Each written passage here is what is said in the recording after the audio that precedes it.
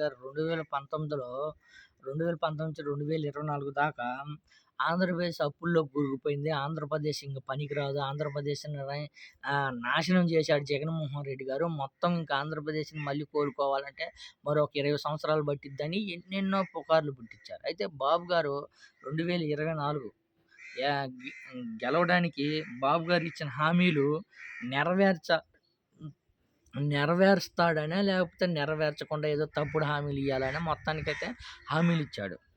అయితే జగన్మోహన్ రెడ్డి గారు ఏదైతే నవరత్నాల్లో భాగంగా హామీ ఇచ్చాడో, హామీకి కట్టుబడి మొత్తం 100కి 99% చేసి చూపిచ్చాడు. కానీ బాబు గారు ఇచ్చిన హామీలు 100కి 50% అయినా నెరవేరుస్తారా? చాలా మందిలో ఉన్న డౌట్ ఏందంటే, బాబు గారు చెప్తాడు గానీ చెయ్యడు అనే విధంగా ఒక ముద్ర అయితే పడింది.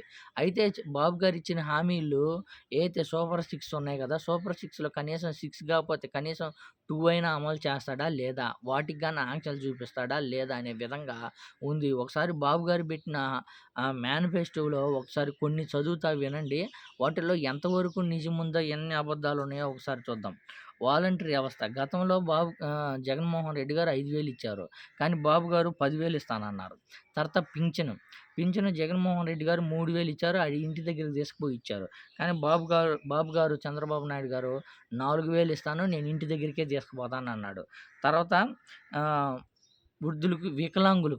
వికలాంగులకు పెన్షన్ 6,000 ఇస్తానని అంటున్నాడు. బాబు గారు 6,000 ఇస్తాను.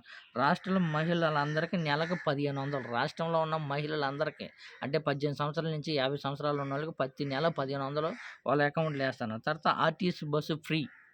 తర్వాత నిరుద్యోగులకి నెలకు 3,000 ఇస్తానన్నారు ఉద్యోగం లేనోళ్ళకి.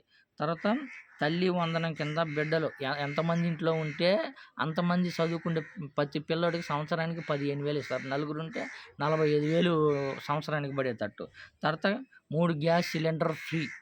తర్వాత రైతులకి ఏటా 20,000 సాయం చేస్తానంట. రైతులకి ప్రతి సంవత్సరం ఏటా 20,000 సాయం చేస్తాను ప్రతి ఒక్క రైతుకి. తర్వాత మెగా డిఎస్సి. తర్వాత 20,00,000 జాబ్స్.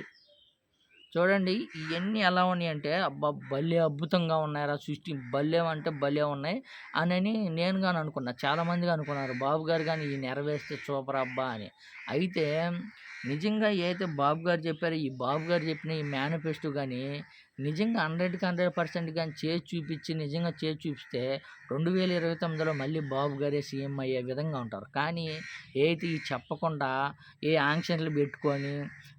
ఆంక్షలు పెట్టుకొని అది కాదు, ఇది కాదు, అది ఉంటే ఇది లేదు, ఇది లేదు అని జనాల్ని తబ్బిబ్బులు చేసి, కన్‌ఫ్యూజన్ చేసి మొత్తానికి మొత్తం ఇయకుండా ఏదో అరాకొర ఇచ్చి ఒక సొంత వర్గానికే గతంలో ఇచ్చుకున్నట్టు ఒక సొంత వర్గానికి ఇచ్చుకుంటే మళ్ళీ అటర్ ఫ్లాప్ అయిపోతారు. బాబు గారు ఇంకా జీవితంలో కోలుకోలేని స్థితికి మళ్ళీ దిగజారిపోతారని చెప్పుకోవచ్చు. ఏదైతే ఫ్రీ గ్యాస్ అని చెప్పారు కదా! మళ్ళీ దానికి నిన్న చూశాను ఒక మండల స్థాయి ఏదైతే గ్యాస్ కంపెనీ కాడికెళ్తే మహిళలు బారులు తీరున్నారు. కనీసం కిలోమీటర్ దూరంలో ఉన్నారు జనాలంతా. ఏందిరా బాబు అని అడిగితే ఏదైతే బాబు గారు ఇస్తారు కదా! ఫ్రీ గ్యాస్ సిలిండర్స్‌కి వాటికి కేవైసీ చేపియాలా, ఆధార్ కార్డు అప్‌లోడ్ చేసుకోవాలా అనని చెప్తారు. ఆటికి ఇంకా బాబు గారు దాన్ని ప్రకటించలేదు. ప్రకటించకముందే జనాలు హడావుడి అయిపోయి మాకు అది రావాలా, మాకు ఇది రావాలని జనాలు ఎగబడిపోయి ఇబ్బంది పడిపోయే స్థితిలో ఉన్నారే తప్ప మరొకటి లేదు. గతంలో బాబు గారే ఈ ఉచిత పథకాలొద్దు, ఏమొద్దు అన్నీ తీసేయాలన్నారు. కానీ బాబు గారు అంత సీనియారిటీ ఉన్న బాబు గారే మళ్ళీ ఉచిత పథకాలు పెట్టి ఎలాగోలా గెలవాలనే విధంగా ఇచ్చారు. కానీ ఏదైతే ఇచ్చాడు కరెక్టే. కానీ దాన్ని నెరవేర్చే విధంగా ఉంటే అందరికీ సంతోషమే.